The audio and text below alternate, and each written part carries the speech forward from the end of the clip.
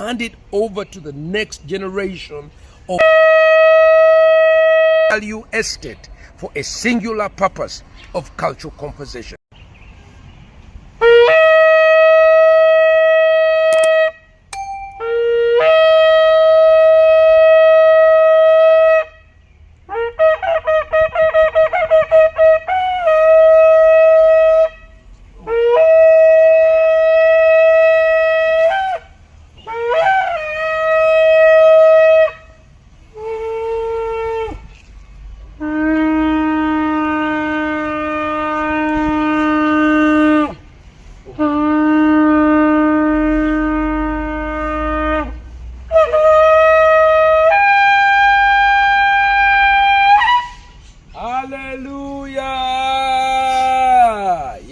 It is day number 8 of the Save Ndere campaign. My name is Pastor Martin Ssempa. Here we are to showcase our total protest at the plan of Uganda Development Bank to auction this cultural center because of a COVID-related bank debt.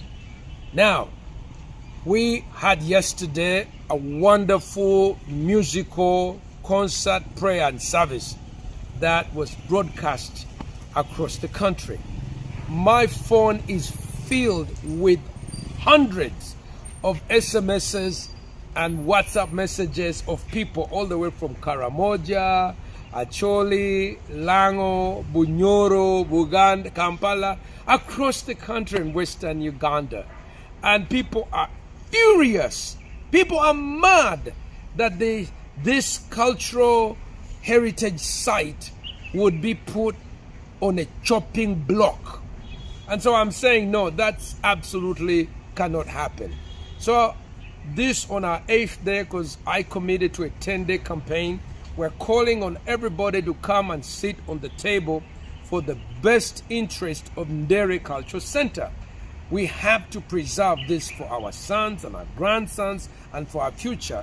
And it's more than just a hotel. It's more than just a home. It's a repository of our collective history, our collective culture, and we need to keep it.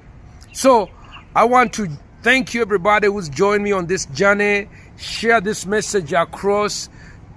This week we hope to visit both with the punk and with the office of the government. I hope to visit them. We want also to make our voice known to all the people concerned on this, the board of directors. I'm calling of UDB and all musicians, and I'm planning this coming week to possibly, one of the people gave an idea of a music concert where we get all the musicians to come together so that they can be able to sing, showcase the best of our culture.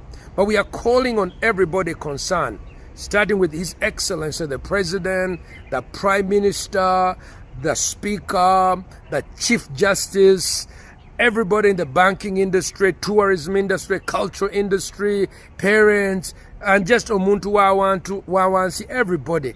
Let's come together. Let's share the message that Ndere Cultural Center cannot be destroyed. I want to address the question that some people are asking. Why invest in a private company? Aren't we supporting Mr. Twangezi, Stephen, the visionary founder of Ndere Center? And people are concerned that maybe if we give money, he's going to take money and take it away and just aggrandize himself. And there's a lot of people are giving lots of, information intended to blacklist him and remove the goodwill of the people. And I just want to say what I know. What I know is that for 25 years, Mr. Twangezi has used this piece of land to do one thing and one only. That is to gather, promote, and showcase our culture.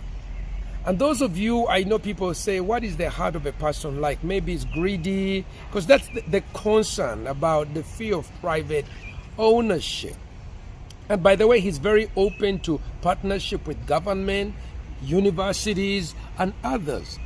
But what I want to say is that if Mr. Twangezi was about making money, he would have put a petrol station over there, because this is right next to the Northern Bypass. If that's what it was about, Mr. Twangezi would have put a shopping mall already over here. Okay? He would have done that. If Mr. Twangezi wanted to make money, he could have made money by putting maybe a shopping mall, a petrol station, and many other things. But he has not. So in the last 25 years of his active leadership of Ndere Cultural Center, what have we seen about Mr. Twangezi? This is what we have seen. Every Wednesday, every Friday, every Sunday, systematically, presentations of our culture. It's awesome. So some people, in the smallness of their heart, they're like, oh no, this person is going to grab our money, he's going to do this. If government bails him out of this and that, he's going to grab our money. No.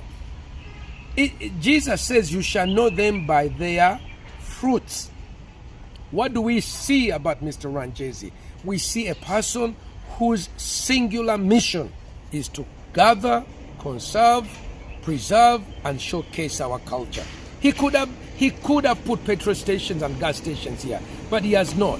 And so I want to say, because of that, I am confident that a person who for 40 years has been on a historical mission of gathering, expounding, and showcasing the best of our culture wants to hand it over to the next generation of us for the best of us.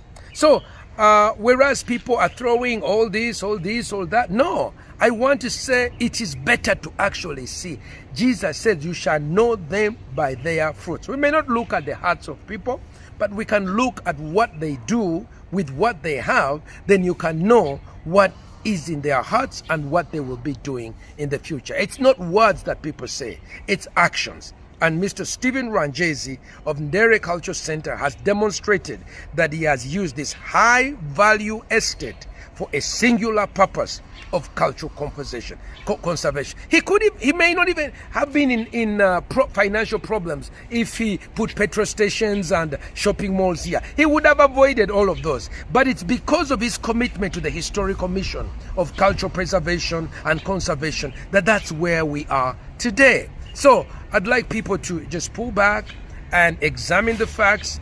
And instead of listening to so many people creating so many stories, I'd like people to say, you know what? You shall know them. Jesus says, you shall know them by their fruits. And Ndere, without petrol stations, shopping centers, and which would have, it is a fruit of that. It's a commitment to a singular historic mission of cultural preservation.